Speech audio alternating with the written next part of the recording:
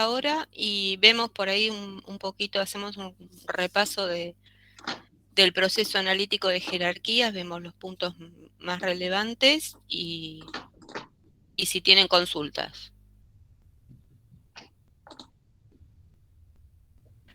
Arrancamos por el proceso analítico de jerarquías, ¿te parece? Sí. Bueno, Dale. voy a compartir pantalla.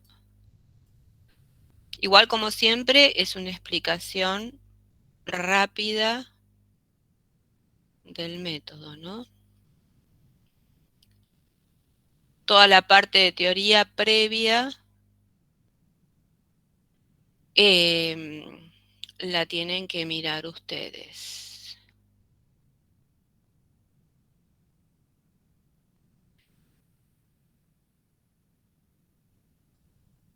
Bueno, vamos a ir al ejercicio y lo vamos a ver rápidamente.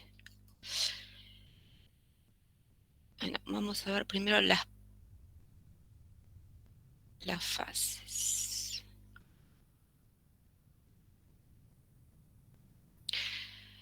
El proceso analítico de jerarquías, como habíamos visto, está dentro de la teoría de las decisiones multicriterio. Acá vamos a tener en cuenta más de un criterio y la particularidad que tiene esto es que nos permite trabajar con criterios subjetivos. Bueno, primero hay que definir el problema, armar la estructura jerárquica del problema, que es una representación gráfica que nos va a estructurar cómo vamos a ir haciendo el proceso. El proceso en realidad es bastante mecánico y sencillo. En la jerarquía tenemos que identificar los criterios y vamos de los más generales a los más particulares. Puede tener varios niveles. Y finalmente vamos a evaluar distintas alternativas. Es decir, que un problema sencillo tenemos en principio la meta, un nivel de criterios y las alternativas que tenemos que seleccionar. Ese sería el problema más sencillo. Una vez que tenemos definido el problema, armar la estructura jerárquica que nos va a ayudar a cómo vamos a trabajar,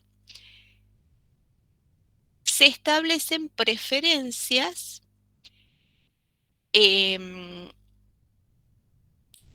para las personas que van a tomar las decisiones, es decir, van a tener que señalar su juicio con respecto a los elementos de un nivel referidos a los elementos del nivel superior. Ahora lo vamos a ver. Para hacer estas evaluaciones vamos a trabajar con matrices de comparaciones pareadas y vamos a trabajar con una escala. Este método lo ideó Tomassati y trabaja con una escala de 1 a 9 para calificar estas preferencias relativas de los distintos elementos. Una vez que tenemos las matrices, se priorizan y sintetizan. Este proceso de priorización y sintetización y de síntesis es bastante sencillo.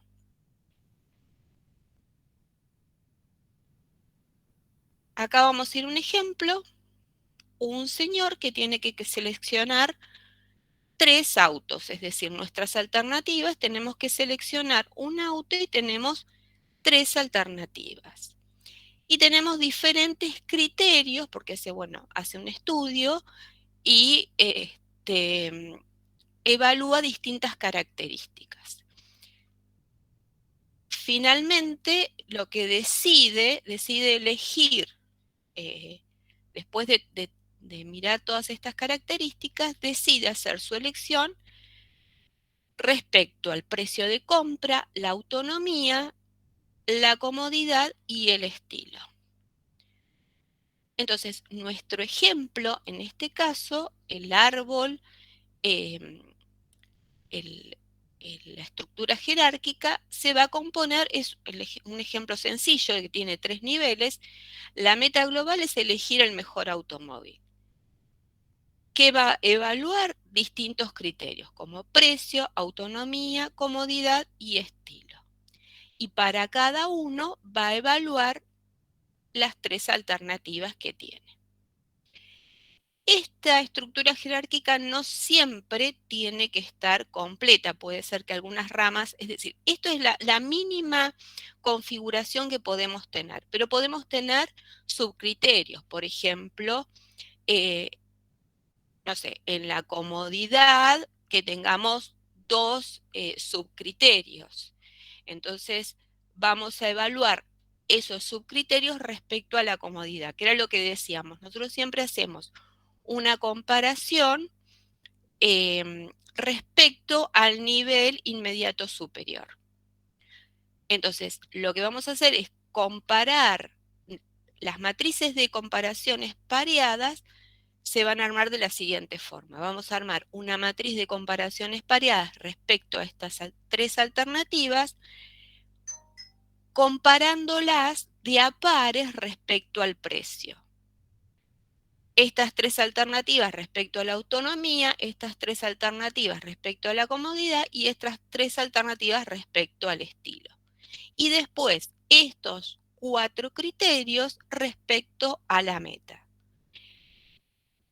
Siempre vamos a hacer esta comparación de esa forma, de abajo de las hojas hacia arriba. Entonces, ¿cómo armamos una tabla de comparaciones pareadas? Bueno, vamos a comparar las distintas alternativas respecto a uno de los criterios. Por ejemplo, acá, comodidad. Vamos a leer esta matriz, la preferencia de la fila respecto a la columna. Y nos vamos a basar en esta escala, en esta calificación numérica que ideó Satie, que vamos de igualmente preferible hasta extremadamente preferible. Fíjense que la escala está formada por los números impares. Tengo igualmente preferible 1, moderadamente preferible 3, fuertemente preferible 5, muy fuertemente preferible 7 y extremadamente preferible 9. Los valores pares son intermedios. El valor 2 está entre igualmente preferible y moderadamente preferible. Entonces, el experto va a evaluar, en este caso, estas 3 alternativas respecto al criterio comodidad. La diagonal va a estar formada por unos, porque una alternativa o un criterio frente a sí mismo es igualmente preferible. Y después tenemos que armar la matriz de la diagonal para arriba o la diagonal para abajo. ¿Por qué? Porque se cumple el criterio de reciprocidad. Acá tenemos este valor 2, indica, si vamos a la tabla, que estaba entre igualmente preferible y moderadamente preferible. Quiere decir que la alternativa, el auto A frente al auto B, está entre igualmente preferible y moderadamente preferible. Si el auto A frente al auto B tiene una calificación de 2, el auto B frente al auto A tiene una calificación de 1 medio, la inversa. Esto siempre se cumple. Entonces yo, teniendo una parte de la matriz, la diagonal superior o la diagonal inferior, tengo toda la matriz definida. Entonces, lo mismo vamos a hacer respecto a todos los criterios, respecto a autonomía, respecto a precio y respecto a estilo. Y después, los 3 criterios, no sé si entro, a ver. Ah, sí, ya entro. Los 3 criterios. Sí, dale, si entra Ah, algún, perfecto, gracias. lo doy entrada. Los 4 criterios respecto a la meta global. Bueno, después, una vez que uno tiene armada ya la matriz de comparación pareada, lo que vamos a hacer es encontrar el vector de prioridad. Primero lo que se hace es, se normaliza la matriz, es decir, se divide, se suma la columna y se divide cada valor por la suma de la columna y se saca el promedio por filas. Ese promedio por filas me va a dar, este promedio del renglón, me va a dar el vector de prioridad. Es decir, cómo evalúo las distintas alternativas respecto al criterio comodidad. Pero bueno, esto no es tan sencillo y tan directo, porque como acá estamos trabajando con evaluaciones subjetivas, podemos tener también evaluaciones objetivas. En ese caso no vamos a tener problema. Pero cuando estamos hablando estamos trabajando con juicios de valor, puede haber cierta inconsistencia. En realidad va a haber inconsistencia. ¿A qué vamos a llamar inconsistencia? Vamos a llamar, en principio nosotros dijimos, la matriz cumple la reciprocidad, habíamos dicho. A respecto a B tiene una calificación, B respecto a tiene la calificación inversa. Esa es la propiedad de reciprocidad. Después se tiene que dar la propiedad transitiva. La propiedad transitiva es lo que nos va a dar la consistencia. Entonces, si yo digo que el auto A es el doble de preferible que el auto B y el auto B es 6 veces preferible al auto C, si fuera consistente, perfectamente consistente, el auto A respecto al auto C tendría que ser 12 veces preferible. Y ya vemos, el valor 12 no está dentro de la escala de Sati, vamos del 1 al 9. Y en vez de un valor 12 tenemos un valor de 8. Teníamos acá.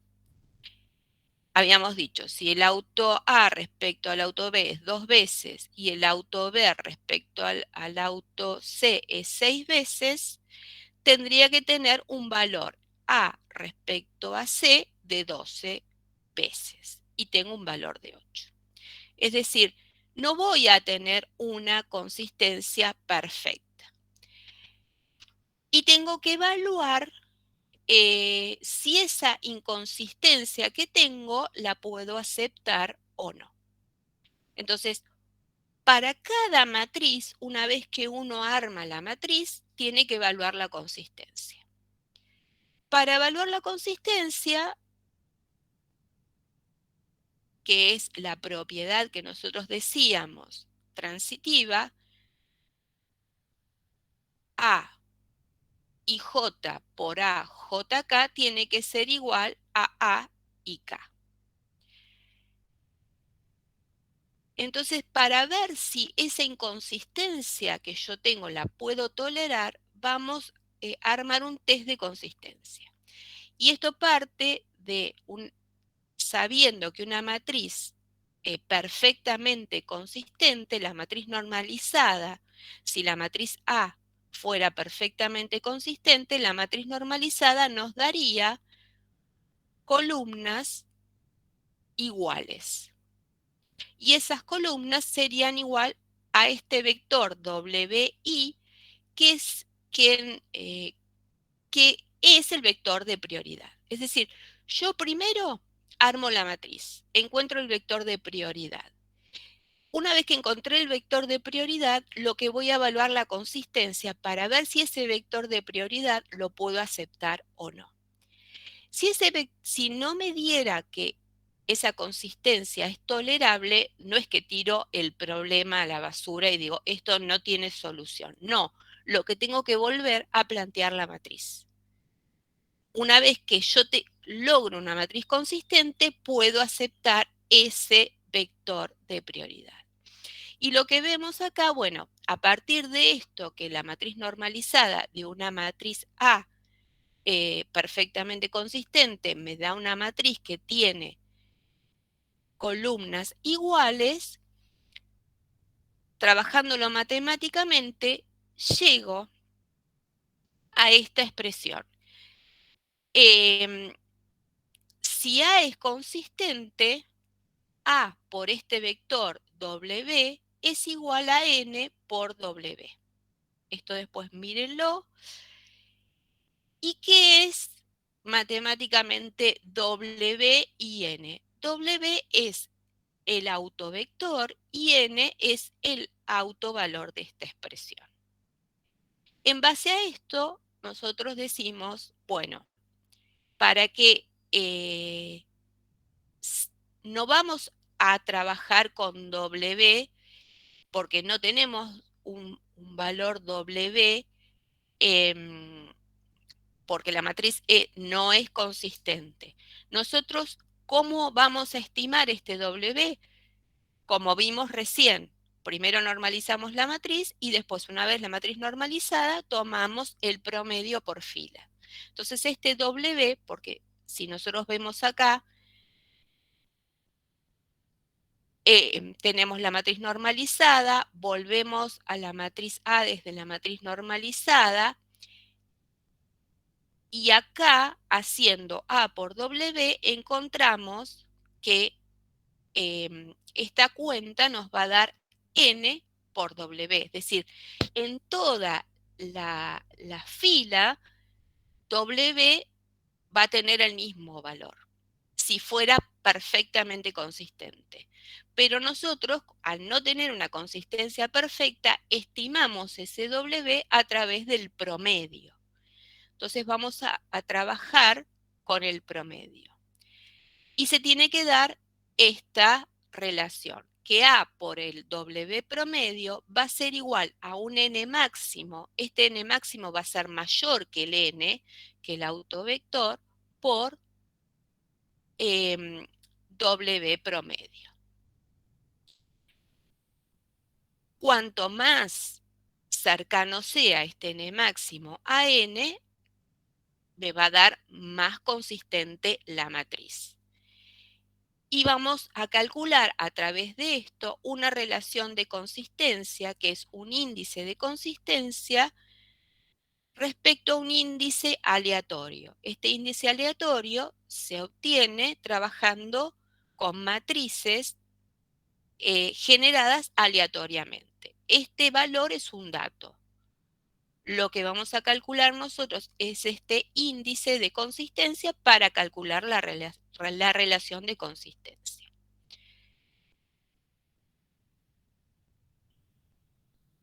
Vamos a llegar a esta expresión del índice de consistencia y vamos a decir que la relación de consistencia, si es menor a 0,1, se considera aceptable. Caso contrario, esa inconsistencia que yo tengo no es aceptable y tengo que volver a plantear mi matriz de comparaciones pareadas. Este índice A de consistencia aleatorio ya viene tabulado. ¿Dónde tengo la tablita? Perdí la tabla.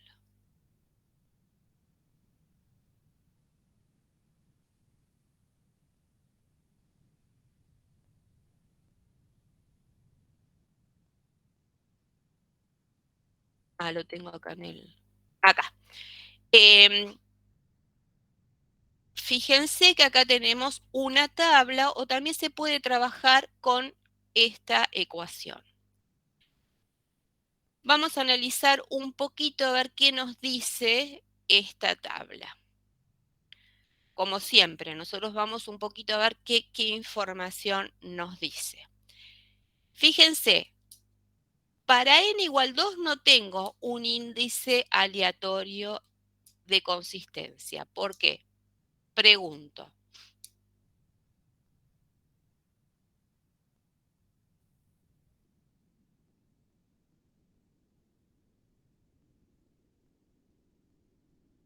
Perfecto, perfecto.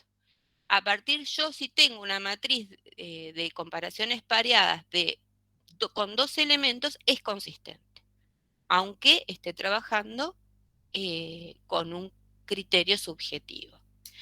El tercero en discordia es el que me va a hacer ruido. A partir del tercer elemento puedo empezar a tener ruido. Entonces, por eso la tabla se genera a partir de un n igual 3. Este índice aleatorio va a ser función de la cantidad de elementos que yo estoy comparando. Y fíjense que llega hasta 8. En general, como acá estoy comparando distintos elementos, psicológicamente no se considera oportuno hacer comparaciones de más de 7 elementos. Hay muchos modelos multicriterio. Varían de cómo se hace esta comparación. Y en general también varían con cuántos elementos hacen la comparación. Generalmente no se considera prudente hasta 7 u 8 elementos. Por eso la tabla termina acá. Van a encontrar tablas con hasta 15 elementos. Esta tabla generada hasta 15 elementos. Y si ven la ecuación, yo n lo puedo hacer variar como quiera. Pero tienen que ser prudentes cuando uno compara muchos elementos, porque en realidad esa comparación no es buena. Por eso, en principio, trabajamos con una tabla hasta 8 elementos. Entonces, encontramos el índice de consistencia a partir de evaluar estas ecuaciones. Después tienen el ejercicio y lo ven numéricamente más sencillo. Encontramos el índice de consistencia y sacamos el ratio respecto al índice de consistencia aleatorio. Y tenemos que encontrar un valor menor a 0,1 para que se considere aceptable. Una vez que nosotros encontramos que esa inconsistencia es aceptable, ¿qué hacemos? Ahí ya aceptamos nuestro vector de prioridad.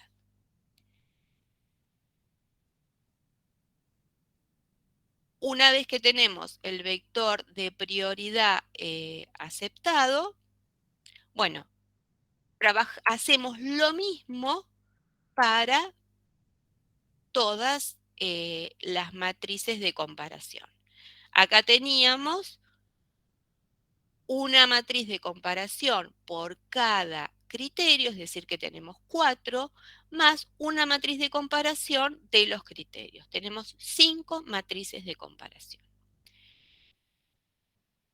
Entonces, de la misma forma encontramos cada una de las matrices, bueno, la de comodidad, la de precio, la de autonomía, la de estilo, y encontramos los vectores de prioridad. Esto es un vector de prioridad local en el nodo.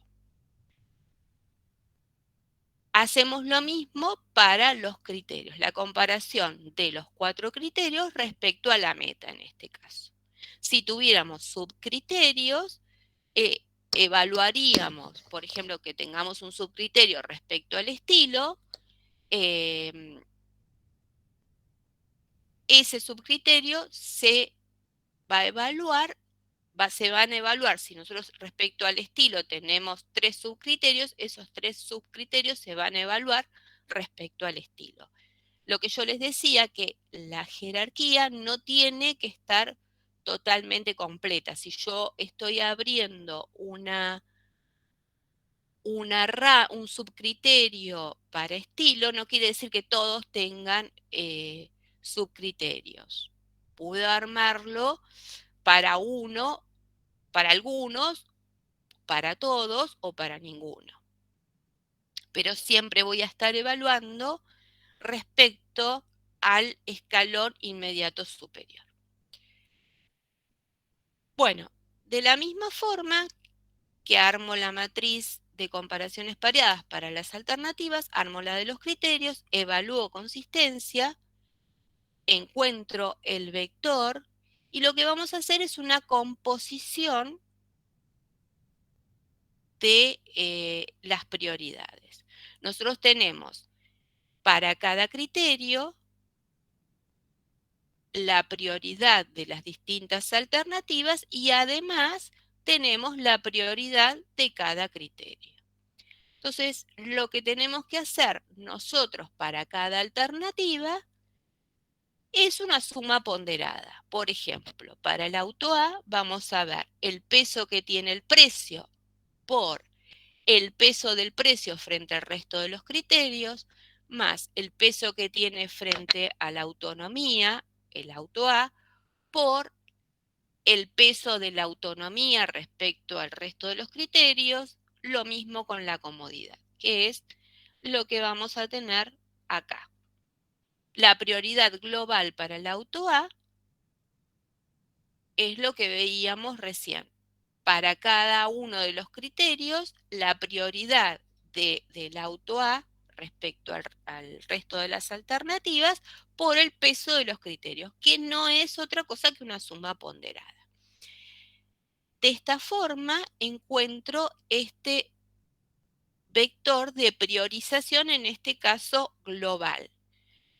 Acá es sencillo porque tenemos la estructura más pequeña, pero esto también, si fuéramos haciéndolo en una estructura más compleja, es el mismo proceso. Vamos de abajo hacia arriba. Entonces, la evaluación final me va a decir que el auto B tiene una prioridad mayor frente al resto. Y después tengo el auto C o el auto A. En este caso encuentro una jerarquía eh, y encuentro dentro de la mayor jerarquía la alternativa que yo tengo que seleccionar. Es decir, en este caso me está ordenando y jerarquizando. Entonces, finalmente, si yo ordeno esto, voy a seleccionar el auto B y hago una selección no solamente basada en un criterio, sino basada en 4 criterios. Entonces, evalué estas 3 alternativas frente a los 4 criterios para la meta global, que era encontrar el mejor auto. ¿Alguna duda hasta acá? No. Bueno, y esta técnica, este modelo, nos permite también trabajar, no solamente tomar una decisión de un decisor, sino trabajar en grupos. Para trabajar en grupos, podemos trabajar de distintas formas. Bueno, lo que se puede hacer es plantear la matriz de comparaciones pareada en consenso con el resto, con los actores que estén interviniendo. Bueno, cuando planteamos una matriz en consenso, bueno, el proceso es el mismo que vimos acá, es como si fuera un solo decisor. Se plantea una única matriz por nodo. ¿Qué pasa si dejamos que cada decisor plantee su matriz. Bueno, podemos trabajar de dos formas. Hay dos formas que son dos filosofías distintas de trabajo. Podemos hacer un modelo para cada uno de los expertos, resolver cada uno, resolver todo el modelo, como vimos recién, por separado, y una vez que encontramos los vectores de prioridad para cada uno de ellos, los agregamos. Eso es lo que se llama el modelo AIP. Agregamos prioridad. Y estamos trabajando independientemente para cada uno. Esa es una forma de trabajo, y otra forma de trabajo es ir agregando los juicios individuales. Es decir, que cada matriz, para cada nodo, voy trabajando con una única matriz. Entonces, es como si yo armo una matriz de comparación espariada, supónganse, tengo 3 personas que están evaluando, tengo 3 matrices de comparación espariadas para las 3 alternativas que vimos recién respecto a la comodidad, y yo quiero de esas 3 matrices que tengo encontrar una única matriz. Agregar, en este caso voy a agregar los juicios, por eso se llama AIJ. Estoy agregando los juicios. Distinto es que esas 3 personas se pongan de acuerdo y me armen una única matriz. Eso es otra cosa. Ahí estoy trabajando como si fuera una sola. Yo tengo 3 matrices, las agrego, bueno, y a partir de ahí sí es como que pierdo la individualidad, por eso es otra filosofía de trabajo, pierdo la individualidad y trabajaría como si fuera una única persona. Pero dejé que cada uno exprese su juicio. Para agregar las matrices, no vamos a trabajar, uno pensaría en principio, bueno, tomo el promedio de cada celda y esa va a ser la matriz agregada. Pero acá, como tenemos que cumplir ciertas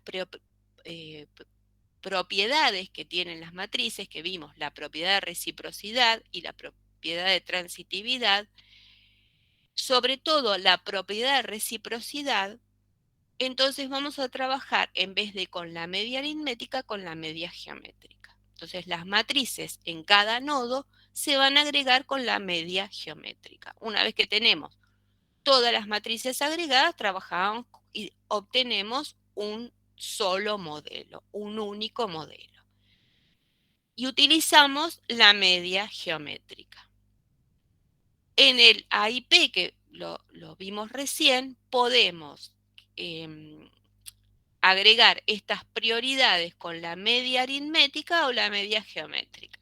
Algunos entienden que la media geométrica es una medida más consistente porque estamos utilizando escalas de razón.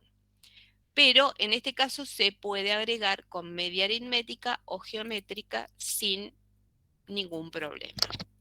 No así cuando estoy agregando juicios individuales. Ahí sí o sí tengo que trabajar con la media geométrica. La media geométrica es el productorio de n valores raíz de n.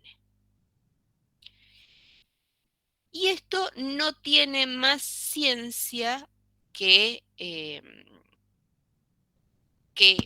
lo que vimos recién, la parte matemática. Después sí, miren la parte de teoría.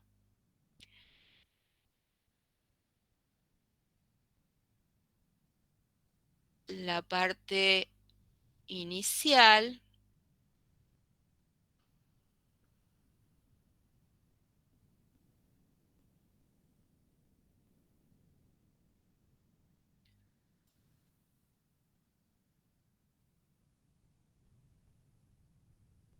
cuando estamos hablando de los distintos elementos. A ver.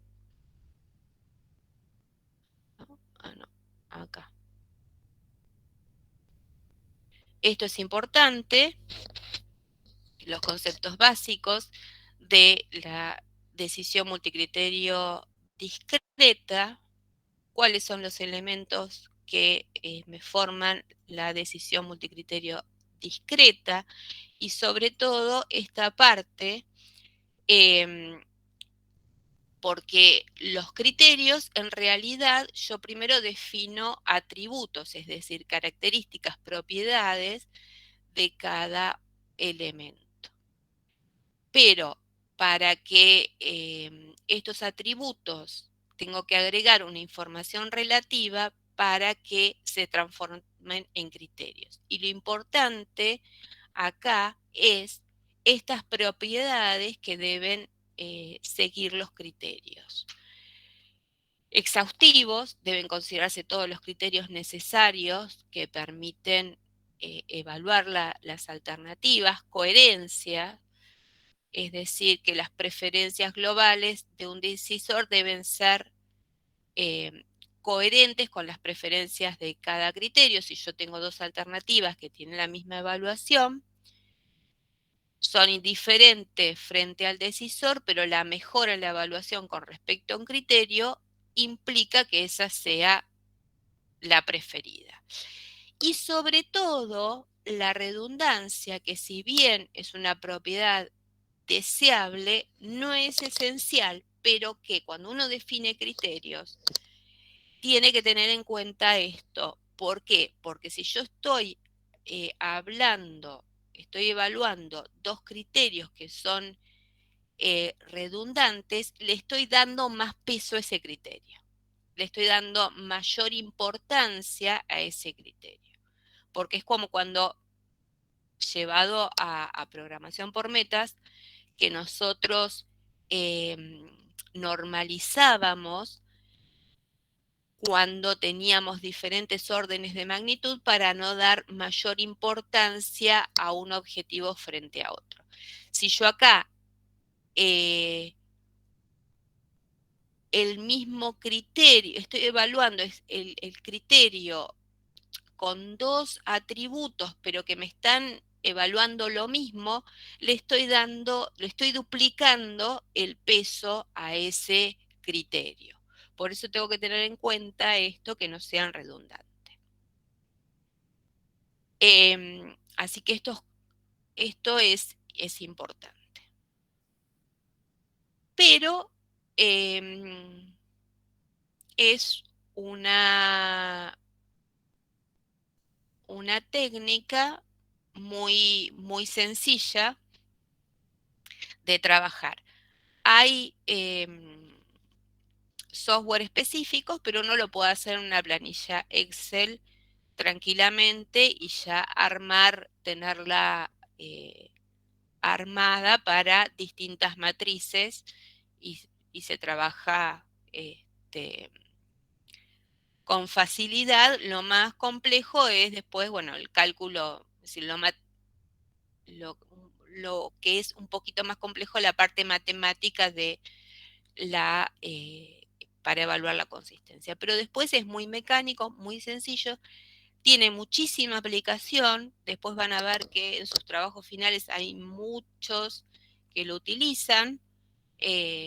Bueno, la parte de pronósticos lo utilizan porque si yo tengo que definir un mercado, tengo que evaluar la demanda de ese mercado, bueno, la parte de pronósticos la utilizan, y la parte del proceso analítico de jerarquías también se utiliza muchísimo.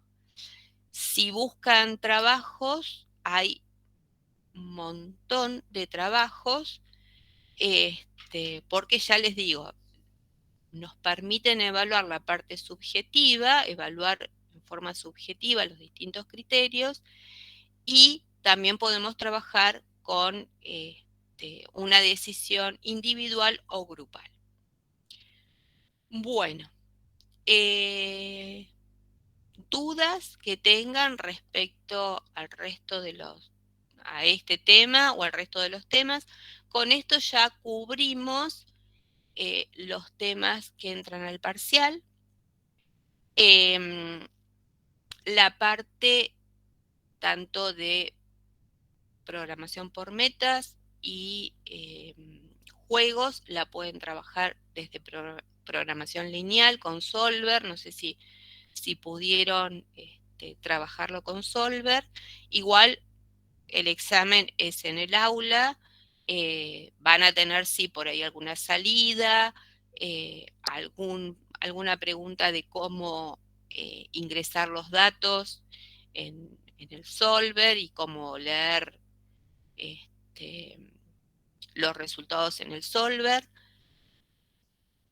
pero bueno, obviamente no es en máquina. ¿Alguna duda que tengan? Ahora los escuchamos a ustedes. Yo tenía un par de dudas de programación por metas. Bueno, no sé si quieren compartir. No, pasa que lo hice todo en el cuaderno, pero son más que nada conceptuales, me parece. Bueno. Cuando hay un par de ejercicios que piden plantear por programación por metas ponderadas. Sí. El W sub I lo pone el decisor, ¿verdad? Tipo, uno decide qué peso darle. Sí. Bien.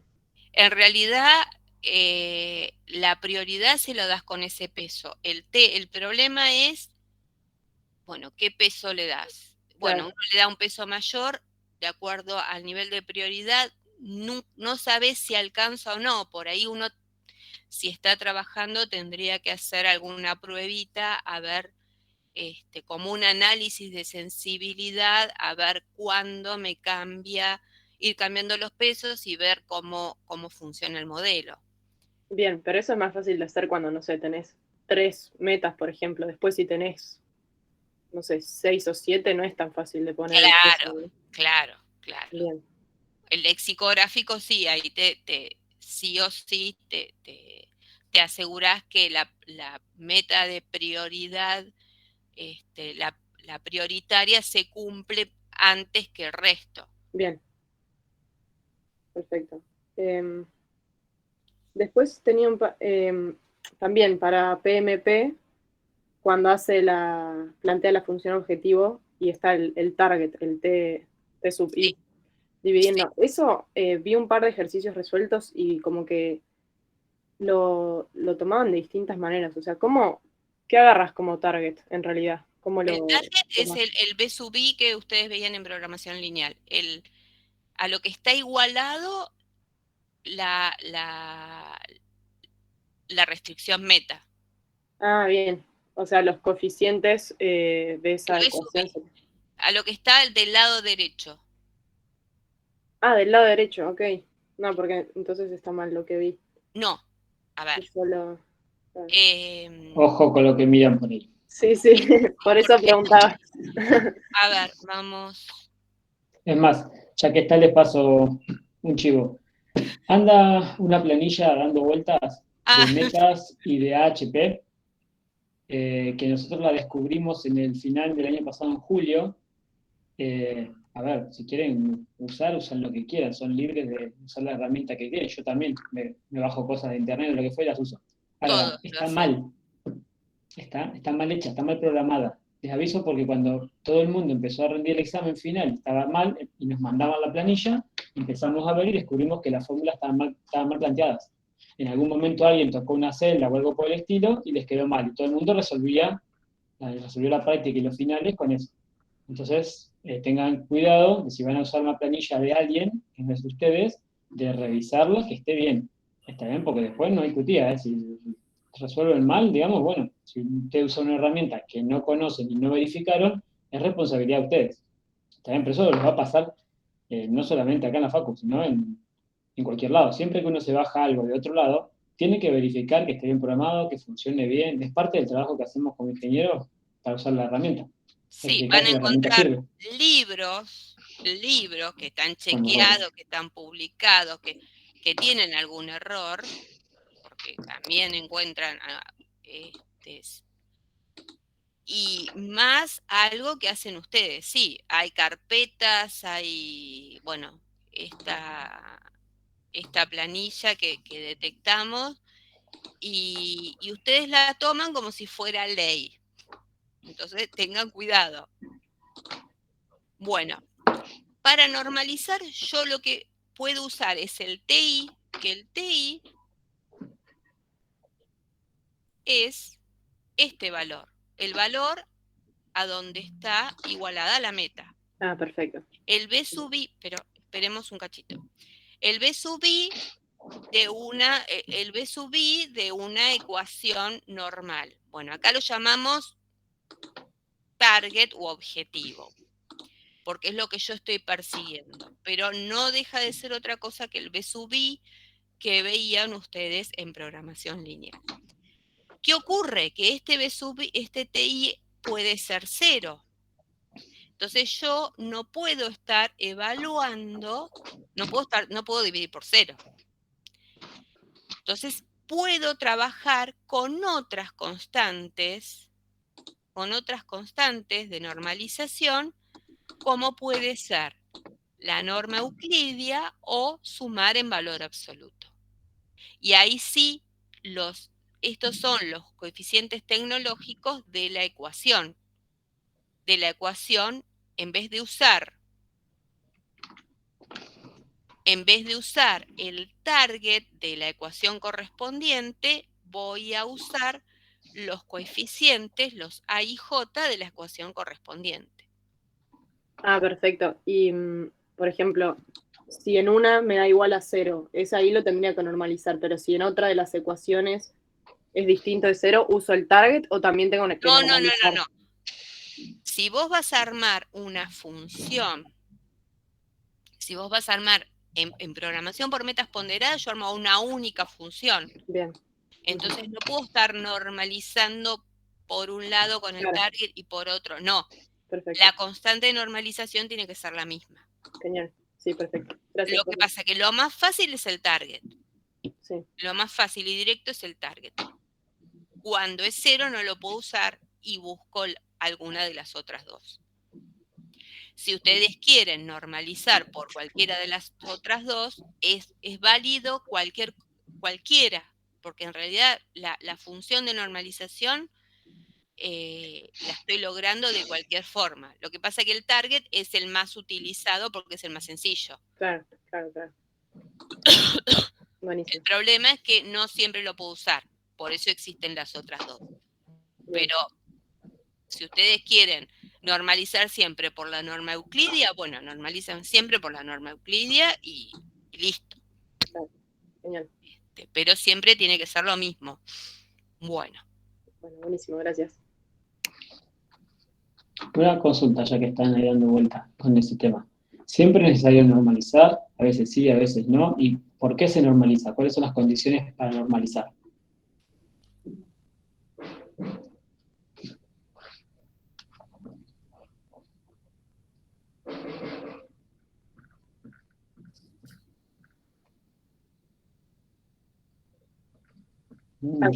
Perdón, se me cortó un poco a mí. No llegué a escuchar. Cuando el tema de normalización, ¿cuándo hay que normalizar? ¿Por qué? ¿Ante qué circunstancias? ¿Qué me resuelve la normalización? ¿Se usa solamente en ponderadas? ¿Se usa cuando hago lexicográfica? ¿Se usan las dos?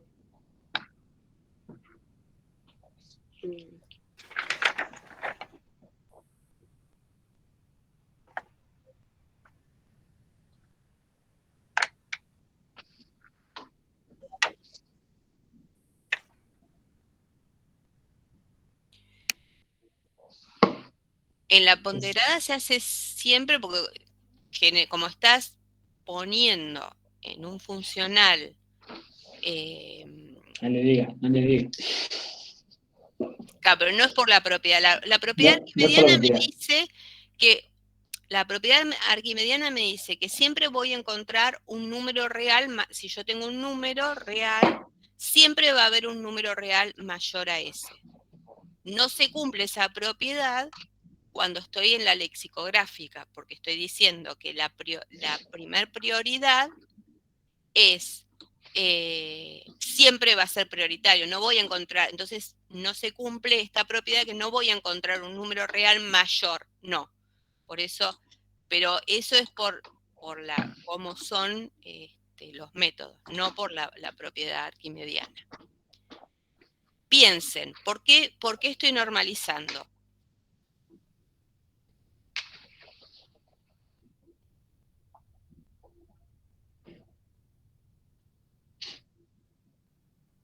¿Todos saben lo que es normalizar? Vamos a empezar por ahí. Más allá de, si bien la palabra normalizar tiene distintas acepciones, digamos, depende de dónde lo usen, pero en este caso, ¿a qué llamamos normalizar? ¿O para qué normalizamos?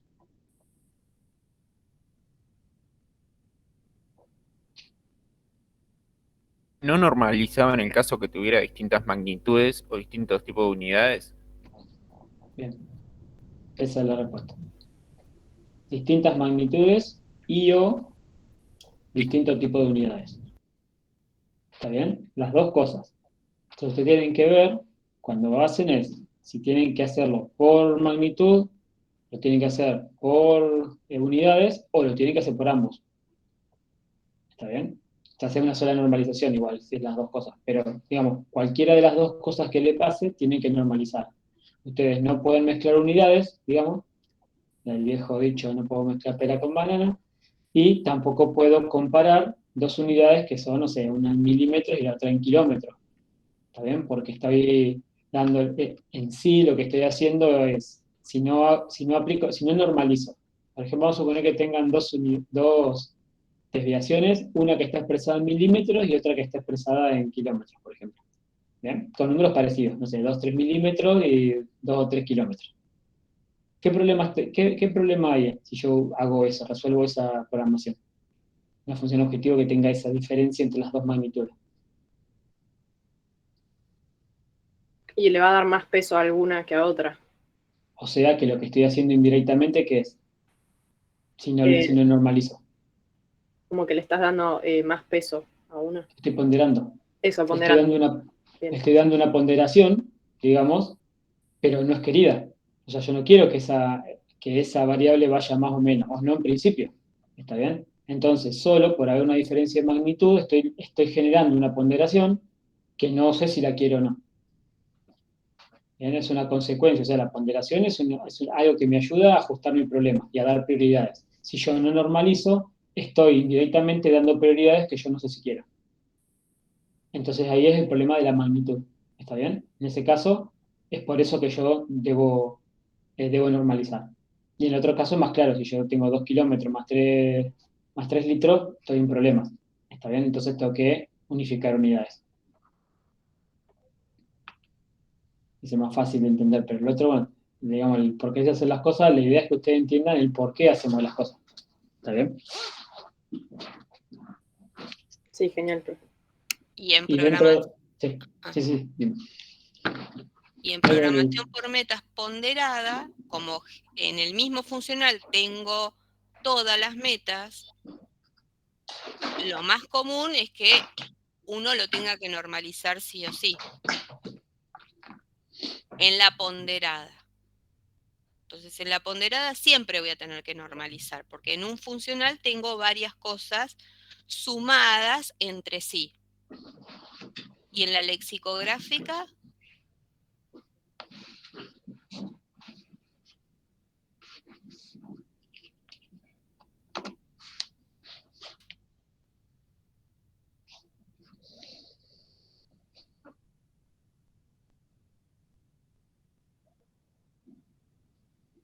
no nos tiren, que ni siquiera tenemos la cámara, así que no podemos decirle sí, ni verle la cara, así que tire y pegue. más fácil. Si en la ponderada siempre, en la lexicográfica. Pensemos, ¿qué tenemos en cada función? La lexicográfica la hacemos por partes. El funcional lo estamos dividiendo de acuerdo al nivel de prioridad.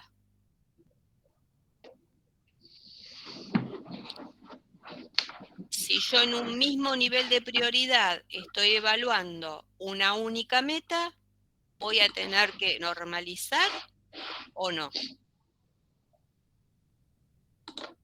No. No, si estoy evaluando una única meta, ahí no es necesario. Ahora, yo en un mismo nivel de prioridad puedo tener involucrada más de una meta.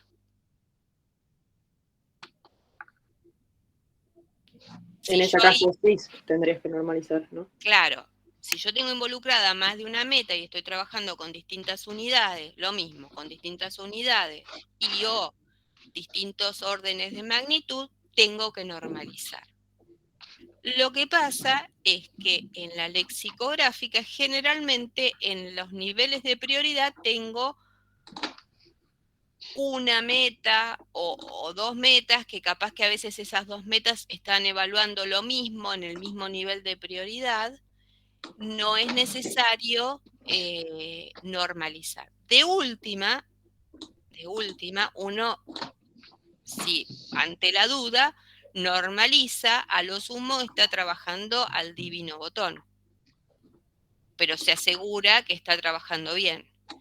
Pero si estoy trabajando con una única meta, no es necesario normalizar.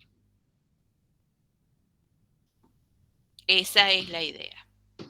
Y se haría con la misma fórmula que para la... Lo mismo. Bien.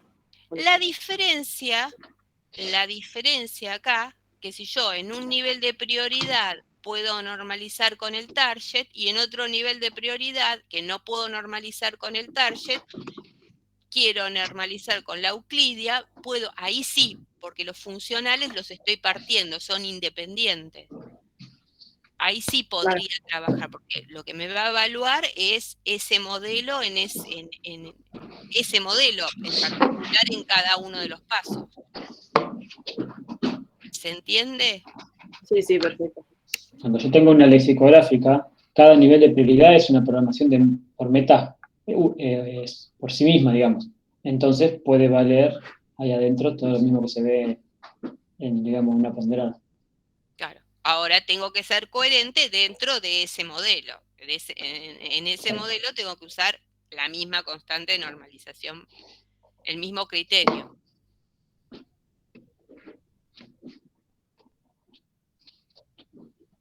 Ahora, ¿qué cosa de todo lo que estuvimos hablando ahora? Que estuvimos hablando de normalización y de por qué normalizamos. ¿Qué es fundamental que ustedes tienen que identificar y anotar siempre en todos los modelos? Las unidades. Las unidades. ¿Está bien? Se lo voy a decir ahora y no se lo vuelvo a repetir más.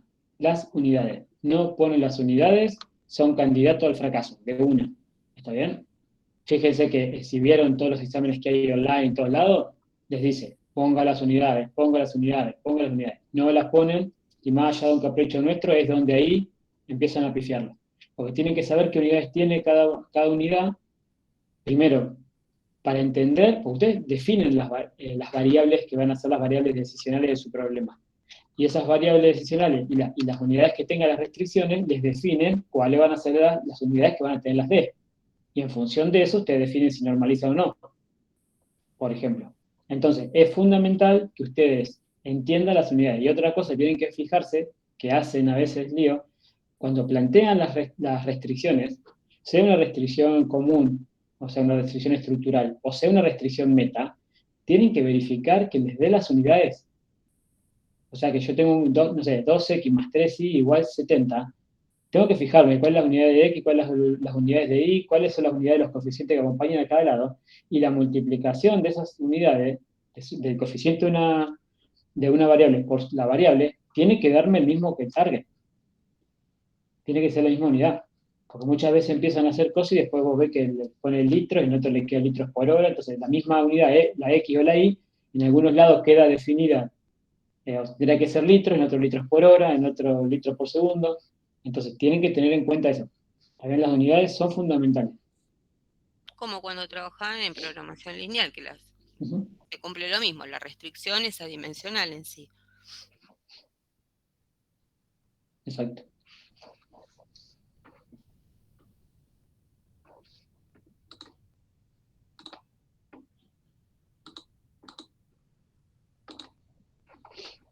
En el meta ya hablamos un montón.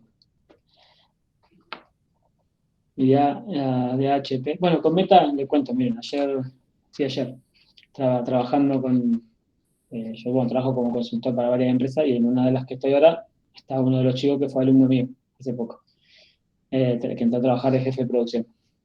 Entonces estamos viendo unas restricciones de producción y demás. Entonces cuando termina de armar, dice, pero esto al final es como la programación por meta. Yo digo, sí, digo, porque tenés varias cosas que cumplir y tenés objetivos y cosas que se contraponen. Si pongo más gente, tengo menos lugar. Si hago una bolsa más grande o más chica, necesito más o menos gente o más o menos máquina o lo que fuera. Bueno, todo se reduce siempre, no sé si a la programación por meta o al HP en particular, pero sí que están siempre muy mezclados, digamos.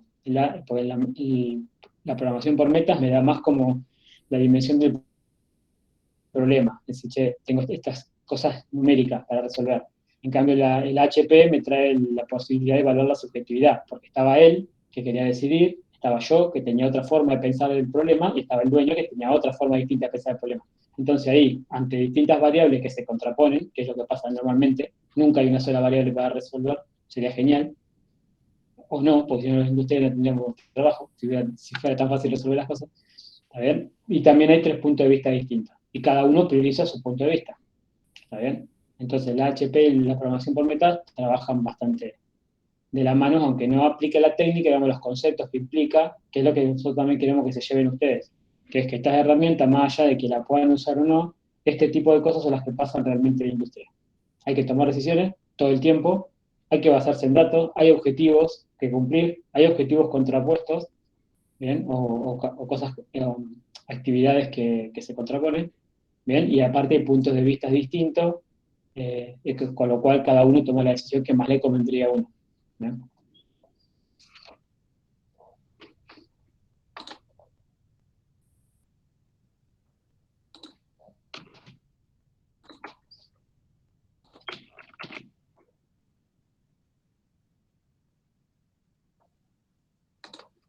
¿Alguna duda?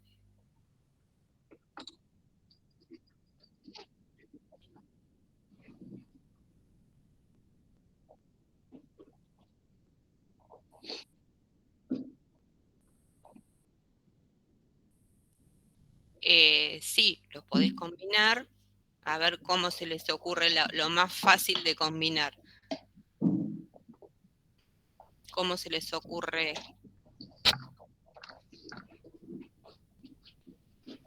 ¿Cuál método aplicarías primero? O mejor dicho, resolverías primero.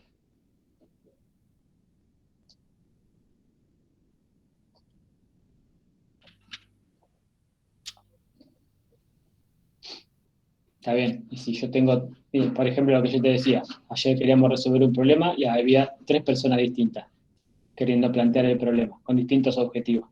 ¿Cómo te crees que va a ser la programación lineal? La programación por meta.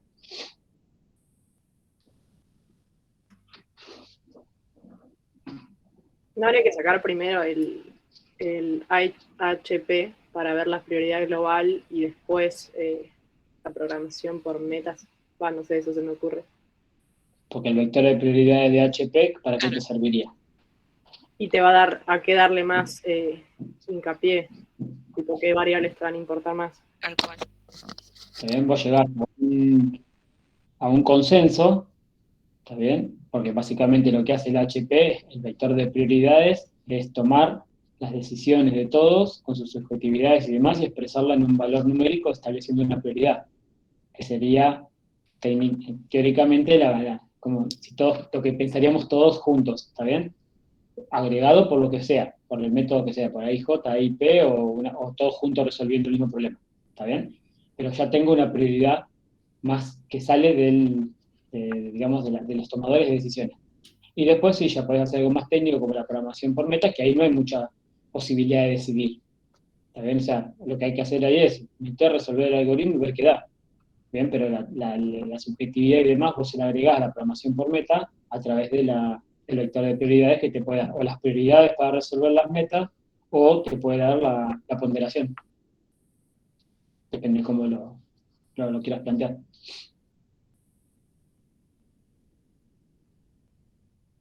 Profe, una pregunta de la IA de AHP. En unas te pedía sacar la prioridad global y en las respuestas había tipo igual a 1 o igual a 2. Eso quiere decir como el orden de la prioridad en realidad, ¿no? Tipo cuál es más importante. No. ¿Cómo? En las respuestas, creo que en el punto, ¿Uno de la guía? sí, de la última guía. ¿Qué ejercicio? El punto 2, el último inciso, que te pide las prioridades globales. Espera. A ver.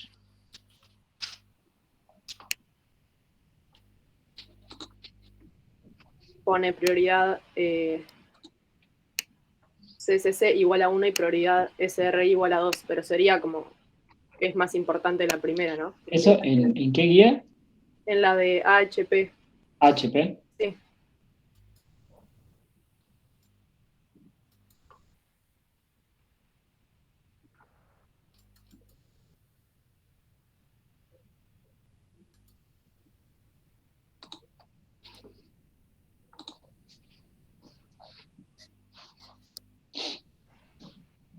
Estoy buscando.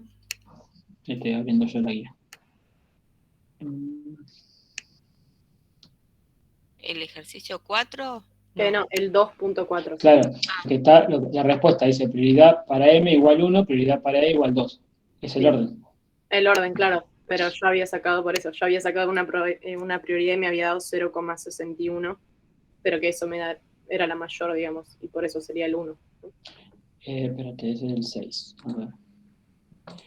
Claro, o lo que te da es que para M, en el vector, digamos, te da 0,68. ¿Está bien? Pero para M, sí, y para E te da 0,399. Ah, bien. Está bien. Sí es. Esos son los valores que te da el vector. Digamos, ahora, cuando vos estableces cuál sería la prioridad o cuál Claro. sería más prioritario, primero tomarías M, que sería el que te dio el mayor valor en el vector, y segundo tomás. A ver. Eso Buenísimo. habla de prioridad. No me acuerdo exactamente cómo preguntaba. Yo No vi la tengo- respuesta directamente, porque supuse que eso. No, decía, determine la prioridad global para las dos inversiones en el punto 2. Claro, Pero debe ser- ¿cuál tiene mayor prioridad? Bien, perfecto. Exacto. Genial. Gracias.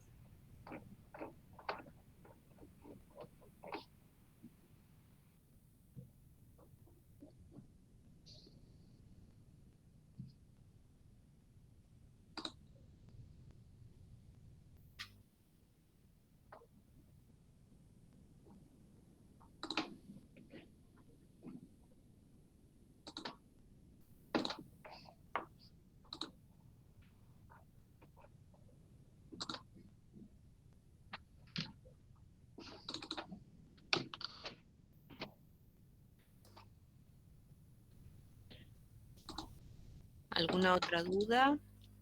¿O quieren ver algo en particular?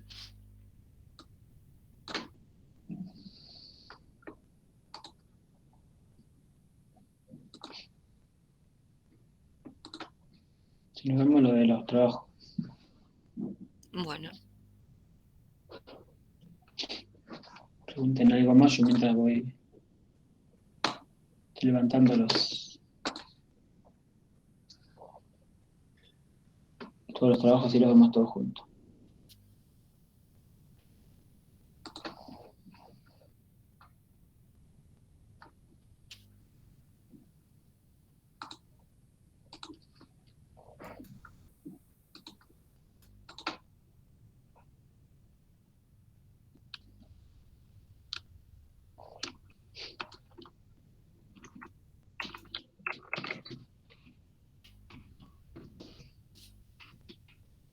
sí, me parece que dudas no hay más. No, yo todavía no Bien. terminé la última guía. Bien. Recuerden que ahora quedan solamente 2 clases de consulta, que eso es lo que les mandamos. Una el viernes ante el parcial, y otro el lunes ante el parcial, de 1 hora cada uno. Así que vénganse afilados con las preguntas y respuestas, porque esa va a ser las únicas clases que va a haber. Genial. Nosotros no contábamos con que el censo iba a estar este día. Entonces, bueno, al estar solamente los miércoles, nos mató. Sí. Siempre algún feriado cae en el cuatrimestre, pero bueno.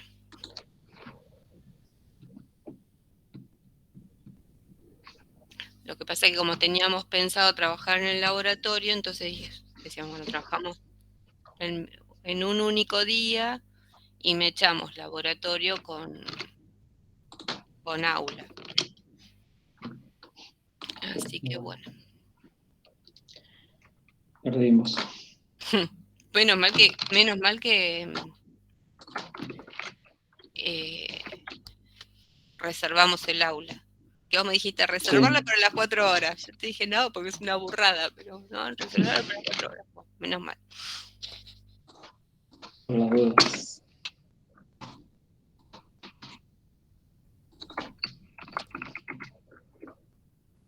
Bueno, hay un par de series. No sé si van a pasar el aprobado, pero bueno, ahora lo vemos. Estoy intentando graficarlas porque tampoco nadie me dio bolilla y no todas las graficaron. Es lo primero que tiene que hacer uno, ¿no? Después vamos revisando la cuestión de los integrantes, eso porque me parece que en el copy-paste hice un lío hermoso. Bueno, vamos a ver, espero que haya integrantes de todos los grupos y ya resuelvan el tema. Después lo que va a hacer son 8 grupos, 4 van a estar asignados a Nico, 4 a mí, así que después les avisamos quién va a ser su tutor. En principio, bueno, no pretendemos que empiecen a trabajar antes del parcial, está bien, porque ya sabemos que no lo van a hacer, así que esperen que les voy a mostrar otra cosa antes de seguir, así ya vamos arreglando algunos temas.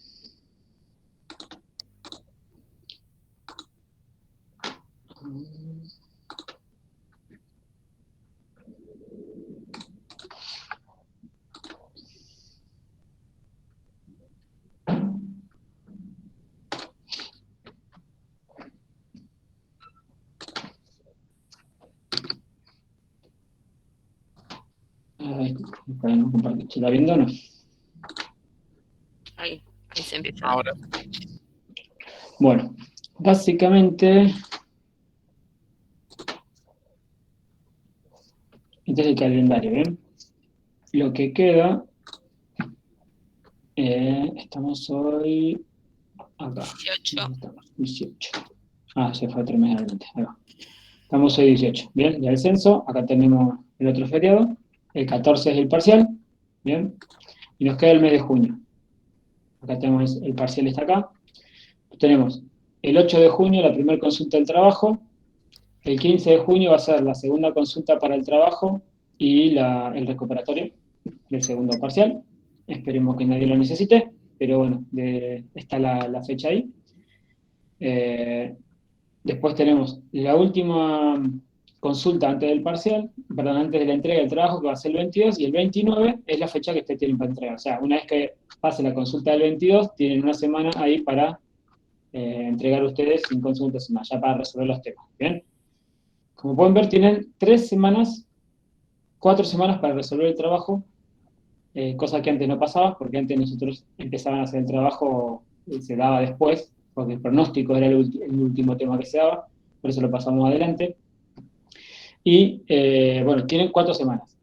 Es un montón y no es nada, ¿está bien? Yo no hace tanto que fui estudiante, o sí, como 15 años, pero bueno, me gusta pensar que no se fue hace mucho. Sabemos que el mes de junio en ingeniería es un mes caótico, ¿bien? Y si están cursando 6 o 7 materias, como en algún momento cursaban los alumnos, o hasta yo cursé, saben que el mes de junio no hay nada que alcance para terminar. Entonces, no se duerman con los trabajos, ¿está bien? Tienen 3 instancias para consultar. Vamos a ver después cómo hacemos si hacemos esas clases las hacemos presenciales o las hacemos virtuales. Como va a ser solamente consulta del trabajo, probablemente sean clases que las hagamos pactadas, ¿está bien? O sea, clases de 15 minutos cada uno o 20 minutos cada grupo, entonces ya ponemos horario, y arreglamos los horarios, Nico arregla con su grupo y yo arreglo con los míos, entonces de esa forma directamente ya tenemos, digamos, nadie pierde el tiempo. ¿bien? En total son consultas que si bien los demás pueden escuchar, digamos, porque lo que le sirve a un grupo le sirve a otro, pero generalmente son muy específicas del trabajo, ¿está bien? Entonces, lean bien la consigna, para la primera, nosotros vamos a revisar las series, a ver si las series están o no están. La idea es que ustedes apliquen todo lo que saben del trabajo, ¿bien? De pronósticos y después les pide algo de HP también. Entonces, bueno, y que lo hagan a conciencia, ¿bien? Tienen que plantear los objetivos, algo ya comentamos la vez pasada en clase, lo que pasa que no había mucha gente, está bien, pero la idea es que puedan hacer las consultas. Ya les digo, generalmente van a tener 20 minutos cada grupo cada día, si alguno necesita más tiempo se lo damos, digamos, pero la idea es aprovechar el tiempo. ¿Bien? Y después les confirmamos si las clases, las consultas van a ser presenciales o van a ser virtuales. ¿Bien?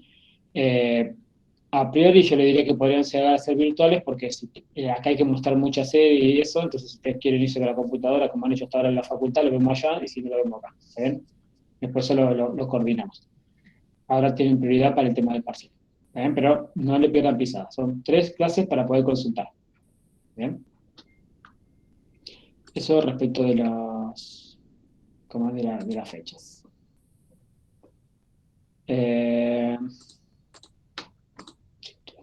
Después, grupo A. ¿Hay alguien del grupo A? Sí, estamos. Bien. Ale, si querés, está... Ah, no te lo guardé, espera. Por si lo querés abrir vos. Ah, si Ya yo te no lo las guardo. bajé. Yo acá puse todas las series. Lo que no sé si también son los nombres, porque ahora me parece que copié alguno de los grupos del año pasado, Claro. porque venía sacando del campus. Pero ya te dejo ahí en operativa, sí. Por si querés abrirlo vos también y Bueno. como chusmeando cosas.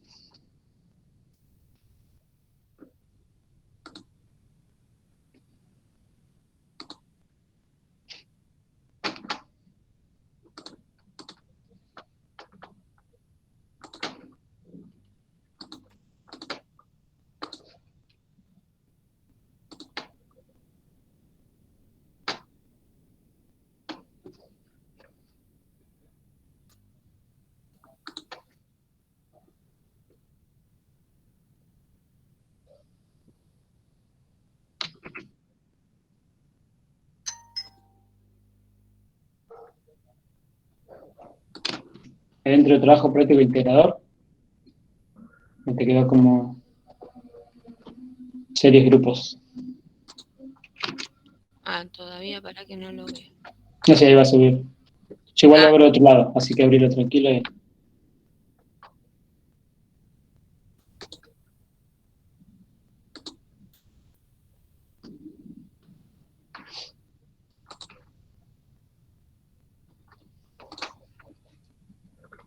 Bien. Esperen que me bajo el...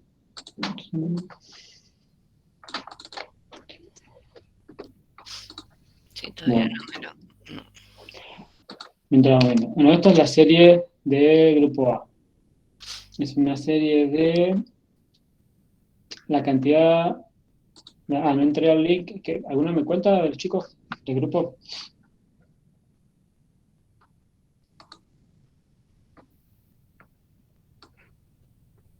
Cualquiera. Vendría a ser como el acceso a internet que hay en Argentina, tipo en total, digamos, es residenciales más empresas. ¿Y esto qué es? El número. El número es el total de acceso a internet. ¿Pero qué sería? Cantidad de usuarios, cantidad de clientes, cantidad de antenas, ¿cómo se...? Mm, Creo que usuario. O sea, lo tengo que buscar en la página. Bueno, después ahora la idea es que esto, digamos, acá ahora era más o menos justificar de qué se trataba, pero después para el trabajo tienen que hacer todo el análisis. O sea, decir qué es lo que, por qué eligieron la serie, qué significa la serie, qué es lo que ustedes quieren evaluar. O sea, eso tiene que estar después bien detallado. Eso va para todos, no solamente para ustedes. Bien. Y tienen datos, eran 30, ¿no? Bien, hay como 76. ¿Cómo la ves, Ale? Está medio plana, pero Sí, bueno, plana no, es decir, es muy solo tendencia. ahí se ve que estacionalidad no hay. No. Y la ciclicidad no sé, pero Sí, es medio. no. mm, Solo tendencia. Yo no sé si le van a sacar mucho jugo. ¿Probaron Por eso. trimestralizarla? Lo que pasa es que no llegábamos a 30 datos con el trimestre, creo que quedábamos en 28. Bueno, podemos llegar a ser flexibles. Sí, sí.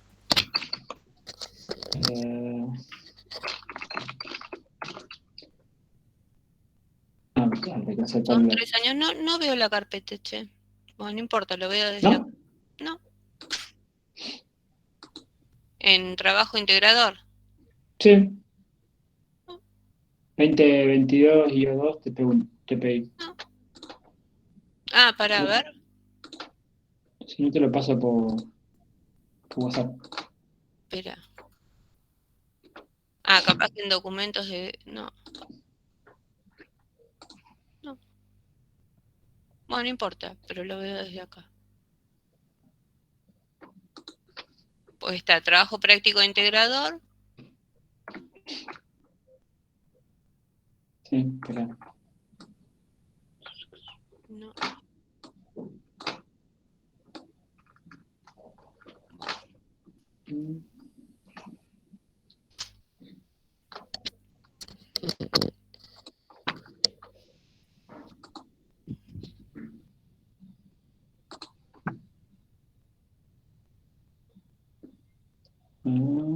Este.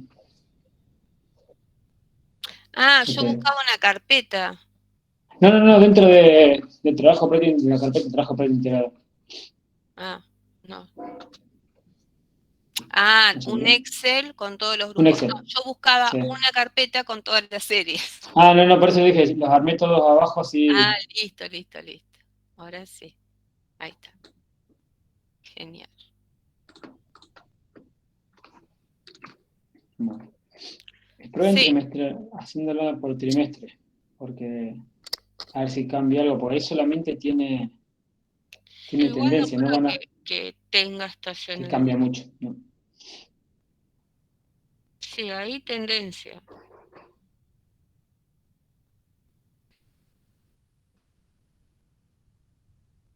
Que tiene que tener dos, nada, dos, ¿verdad?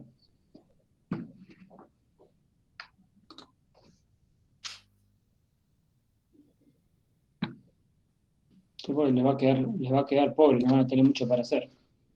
Bueno, de último pueden hacer todas las descomposiciones. Lo que pasa que No, descomposición, bueno. sí, que analicen si están las Sí, descomposiciones, claro, sí. hacer la descomposición y demostrar que no tiene estacionalidad. Claro,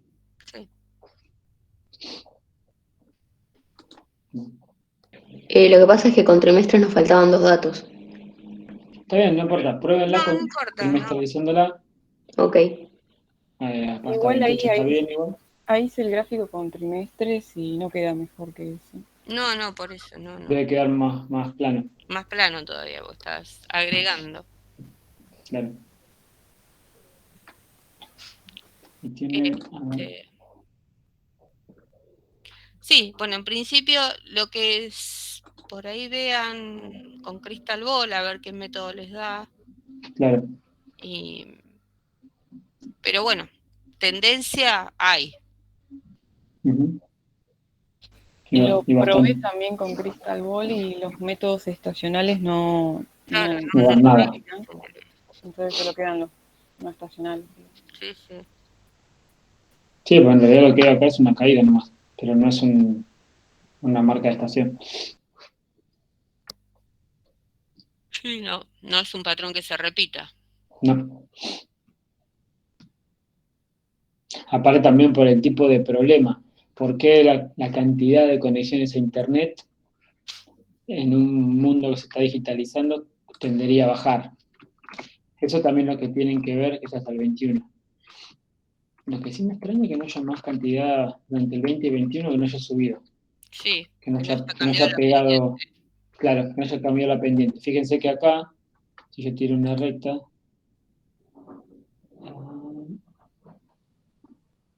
¿Dónde está?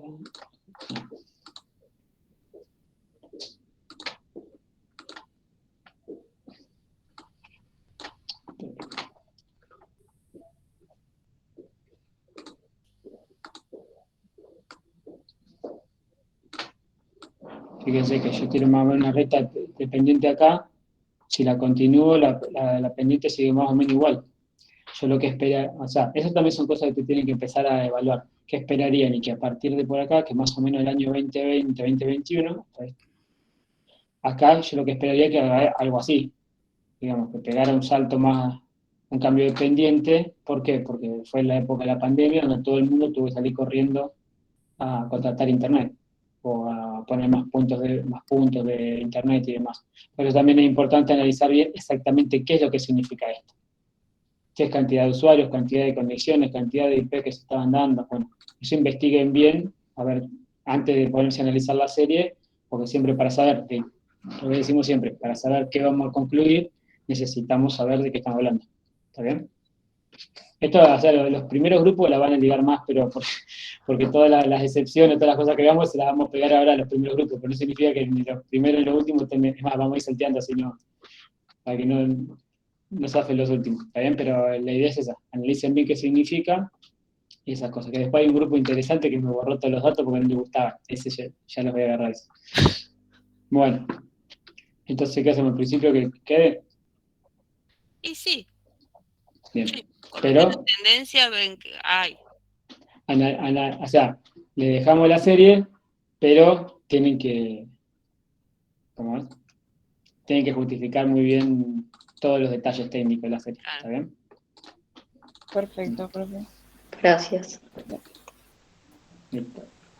Y están bien, ¿no? ¿Los integrantes son esos que están ahí?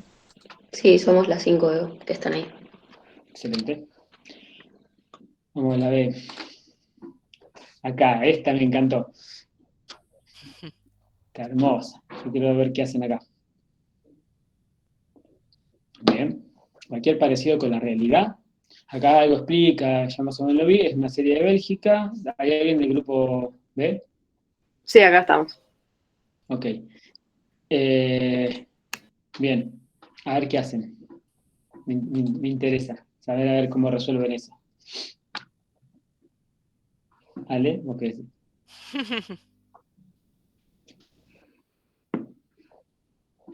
Escucho opciones. Acá quiero creatividad. ¿Está bien? Quiero un ingeniero industrial trabajando ahí, ¿eh? No quiero un estudiante de ingeniería que va a tirar 4 rayas y me va a querer convencer de algo. Analicen, yo quiero saber qué pueden hacer. Evidentemente acá están, bueno, yo la serie, o sea, fíjense que los gráficos no están bien hechos, ¿está bien? Yo simplemente tiré para ver cómo era el dibujito, esto, un gráfico así no se los permitimos, ¿está bien? Esto es simplemente un gráfico rápido de análisis. Acuérdense que todos los gráficos tienen que tener sus nombres, sus ejes X e Y, los valores que tiene y demás, ¿está bien? Como siempre decimos, el gráfico tiene que hablar por sí mismo. Donde yo tengo que estar viendo a ver qué me dice, el gráfico está mal hecho. Claro. Estos son trimestrales, ¿bien? Claro, teníamos los anuales, pero eran un montón, entonces dijimos como teníamos un montón de datos, dijimos, bueno, los hacemos trimestrales, así podemos poner más años también. Pero analicen. Trabajan las dos series. Trabajan la mensualizada y trimestralizada. A ver qué diferencias tienen, qué cosas pueden hacer, cómo se pueden complementar una con la otra. Yo quiero ver qué van a hacer acá. Bueno. Sí, me importa mucho. Dale, vamos a ver. A ver, ¿cuál es la idea? O sea, la idea del trabajo, ¿cuál es? Ustedes pueden hacer un buen trabajo. ¿Está bien? Entonces, yo prefiero que se equivoquen haciendo algo, sacando algunas conclusiones, porque le pusieron ímpetu y se equivocaron, a que por miedo de equivocarse me borren la serie hasta acá, ¿está bien? Y me digan, hacemos esto que nos da hermoso. Está eso para todo igual. Pasa que eso creo que cuando baja ahí es los de 2020. Claro. Bien, ahora, tengo la pandemia, perfecto. Estos son datos del pasado, pero acá la vida sigue ahora. Sí, ya no estamos más en pandemia, ¿bien? Entonces, ¿qué hacemos ahora? ¿Cómo proyectamos estos datos? O sea, ¿cómo podemos proyectar? Sería lo que tenemos viejo, Bien. sin tener en cuenta esto, o teniendo en cuenta esto para ver, si bien la pandemia me produjo un bajón, por ahí hay cosas que sí pasaron que la pandemia me va a seguir modificando a futuro. ¿Está bien? La Sí. pandemia en muchas empresas o muchas cosas fue para bien, otras fue para mal, y en otras no sabemos cómo le va a ir. ¿Está bien? Entonces, bueno, pero la idea es que nosotros tenemos que saber pronosticando. Yo mañana, ¿qué es lo que pasó durante toda la pandemia? Todas las empresas tenían que seguir pronosticando, aunque las series dieran cualquier cosa, lo que fuera. Todo el mundo tenía que saber qué podía vender, qué podía comprar. Ahora hay un montón de problemas de desabastecimiento, por ejemplo, de materias primas y demás, que ayer estaba escuchando un programa donde decían que en España se habían fabricado casi un 30% menos de los autos que de la capacidad productiva que tienen los autos normalmente por falta de microchip. Como la mayoría de los autos ahora son más electrónicos que mecánicos, al no tener los microchips, empezaron a hacer cosas como, por ejemplo, vendían los autos con manija en vez de con levantavidrios eléctricos, porque no tenía los chips para ponerle a los vidrios. Pero en otras cosas no puedes mandar un auto que funciona con una computadora a bordo, no puedes mandarlo así la computadora. Entonces, bueno, ¿y cuándo se va a regularizar esto? Entonces, por más que la pandemia ya pasó, el efecto sigue. Y yo tengo que seguir pronosticando qué voy a vender. Entonces, bueno, nada, sean creativos, piensen, consulten, aprovechen, si les toca conmigo, a ver, aprovechen a consultar, a proponer cosas, a ver qué harían, cómo arreglaría esas cosas. ¿Está bien? Dale, perfecto. Bien, los estudiantes, los integrantes, está bien, ¿no? Ok. Iglesia, está bien, te los copié bien. Excelente. Vamos con la C.